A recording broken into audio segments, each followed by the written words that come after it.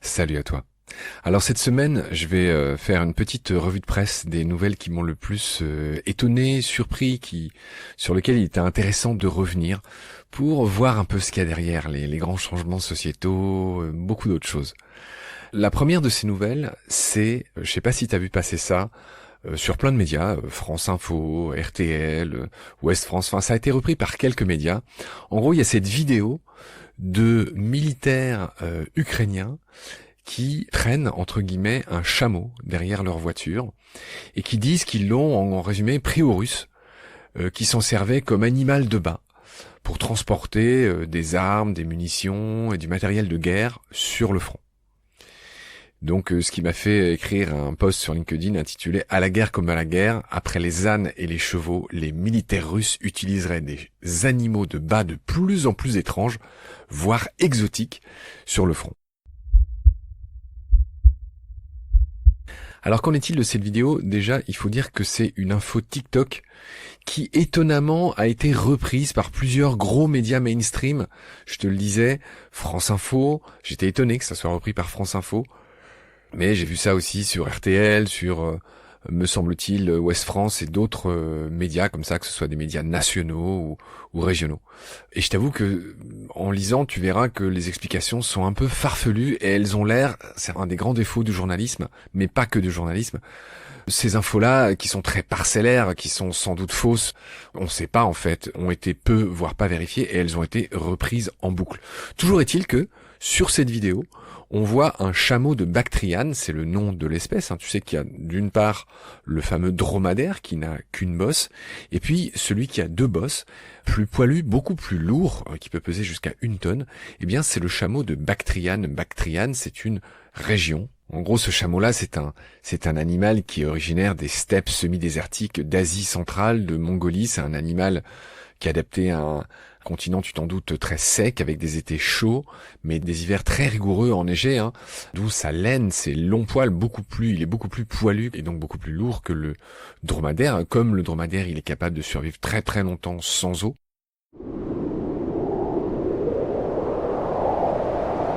Et à l'inverse, il n'est pas du tout fait pour vivre dans les climats qui sont trop humides comme les nôtres pour lui. Il faut le savoir quand même. Tous ceux qu'on ramène ici, c'est pas du tout leur élément en fait. Il est pas du tout habituel chez nous, mais en Asie, c'est un animal domestique. C'est un animal de bas qui transporte des choses ou de trait, c'est-à-dire qui traîne des choses ou qui sert à passer la charrue. Il fournit évidemment de la laine, de la viande, du lait. Et contrairement au dromadaire, il existe encore à l'état sauvage, en nombre très restreint, et dans ce cas-là, on l'appelle le chameau sauvage de Tartarie, c'est comme ça son nom dans ce cas-là. C'est la version sauvage de cette espèce domestique que je suis en train de te décrire, qui est le chameau de Bactriane. Et du coup, il y a deux espèces distinctes. Celui domestique dont je te parle depuis le début, c'est le Camelus bactrianus, le chameau de Bactriane, donc c'est une version domestique. Et la version sauvage qui lui ressemble beaucoup, qui est extrêmement rare, c'est le Camelus ferus. Au départ, c'était la même espèce, mais au final, les scientifiques en ont fait deux espèces différentes. Il a été domestiqué il y a 6000 ou voire 7000 ans avant notre ère. Donc c'était un animal qui, encore une fois, qui fait très exotique pour nous, mais qui est très habituel dans l'Asie centrale, la Mongolie. Il a été domestiqué il y a extrêmement longtemps. Il s'est différencié du point de vue de l'évolution du dromadaire il y a 8 millions d'années. Donc voilà, pour terminer, le chameau, il fait partie de la famille des camélidés, dans laquelle tu reconnais chameau évidemment, et c'est simple, il y en a que 6 des espèces aujourd'hui. T'as le fameux chameau avec deux bosses, t'as le dromadaire que tout le monde connaît, et puis qui sont tous les deux d'Asie, plutôt proche Moyen-Orient pour le dromadaire, et plutôt Asie, plus vers l'Est pour le chameau. Et puis il y a 4 espèces très différentes dans les Amériques, l'Amérique du Sud en fait, que sont, tu le sais, les deux espèces domestiques que sont le lama et l'alpaga, et leurs versions sauvages que sont le guanaco et la vigogne. Voilà, en Amérique, je raconte ça dans des épisodes de Baleine sous gravillon, où je raconte un peu quand j'habitais au Chili, dans les Andes, où j'étais guide d'expédition de montagne. Si ça t'intéresse, tu retrouveras ça facilement en tapant baleine par exemple et Andes dans ton appli d'écoute. Tu retrouves la série. Alors pour en revenir à ce fait d'actualité, quelques petits détails quand même pour piger, tu retrouveras ça facilement, mais en résumé, ce chameau de Bactriane, il a été capturé Il a été capturé début novembre 2025 dans la région de Kharkiv par des soldats ukrainiens. Et l'hypothèse la plus probable, qui est répercutée par l'auteur de l'article de France Info, c'est, comme je te l'ai dit, qu'il aurait servi à transporter du matériel de guerre. Ce qui me fait penser, et donc te dire que cette guerre, elle est décidément très hybride. Puisque cette info là que je suis en train de te développer, elle fait suite à d'autres infos qui sont tout aussi surprenantes, voire, alors bien sûr on parle de guerre, donc un peu ridicule. C'est-à-dire qu'après les deux roues, comme les pétrolettes, les triporteurs et les scooters, les Russes ils font avec ce qu'ils ont, tout ce qu'ils peuvent, des fois même dans leur camp c'est la misère. Ce qui me fait dire que après tous ces engins un peu de petits pépés, presque j'ai envie de dire dans l'inconscient collectif, ils en viennent à faire intervenir la cavalerie camélo-portée maintenant.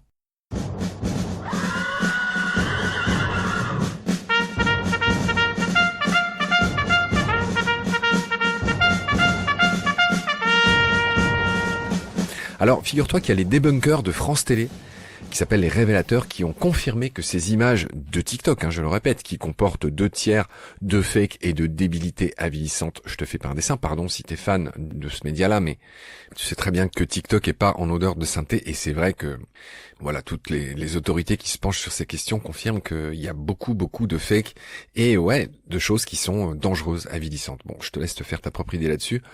Pour en revenir au chameau, dans ce papier, dans cet article de France Info, l'auteur explique que certains médias russes indépendants, je sais pas si ce mot signifie quelque chose, un média russe indépendant, paraît bizarre, certains médias russes indépendants précisent que la vie de ce genre d'animaux de bas, improvisés, mais j'ai envie de dire, qui doivent être forcément récupérés sur place, si c'est pas un fake, cette vie-là vaudrait infiniment moins cher que celle de transporteurs humains.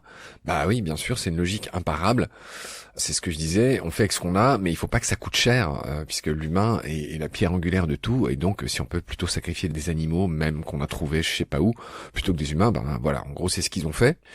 Donc moi ce que j'en pense, c'est que cette info c'est sans doute un fake, ou au mieux un bullshit parmi d'autres. On sait pas en fait, tout ça manque de...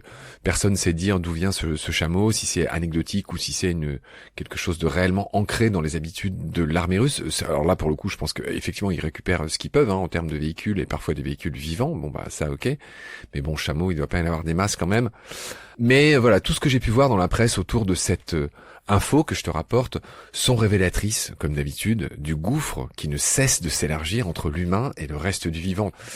Il y a un autre aspect qui m'intéresse pour finir, que je voudrais te développer concernant ce chameau, c'est, puisqu'on parle de guerre, rappeler que la Première Guerre mondiale, je sais pas si tu t'en souviens de tes cours d'histoire, ou même dans l'absolu, elle aurait fait autour de 20 millions de morts civils et militaires humains.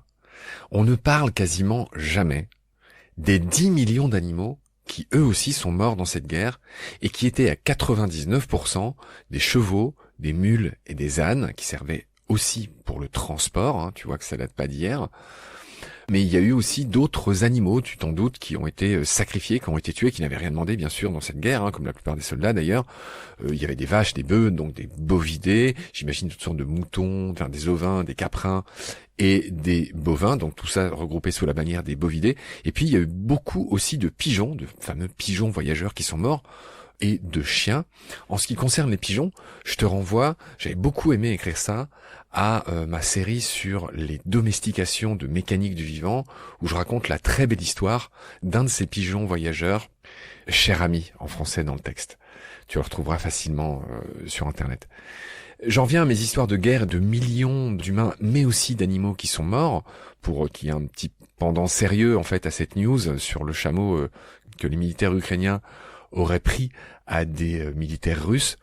Je t'ai parlé de la Première Guerre mondiale, donc 20 millions de morts humains, 10 millions de morts animaux. La Seconde Guerre mondiale, à ton avis, combien il y a eu de morts ? Eh bien, il y en a eu beaucoup plus.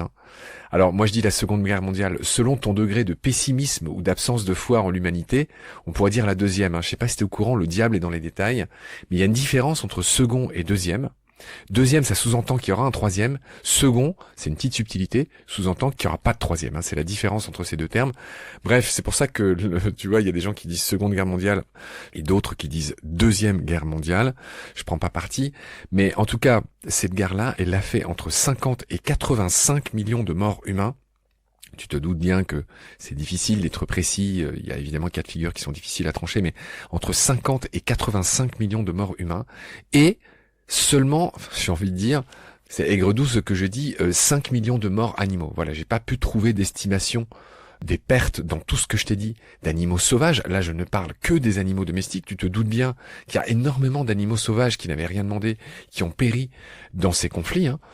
Tout simplement parce que pour l'humain, les seuls animaux utiles qui méritent d'être comptabilisés, ben, ce sont les animaux domestiques. Tu sais très bien que le sauvage, c'est pour la plupart des humains, à mon corps défendant, le sauvage, il est décoratif, hein. On aime bien aller le voir pour un petit safari ou dans un doc à la télé, mais sinon, le reste du temps, il est négligeable, hein. Donc voilà, ce qui me fait conclure cette news dans l'article que j'ai écrit sur LinkedIn, que tu pourras retrouver si ça t'intéresse, que le progrès est en marche, mais comment dire, l'homme reste un chameau pour l'homme. Allez, je te retrouve très vite pour la suite de la revue de presse. D'ici là, prends soin de toi. Salut.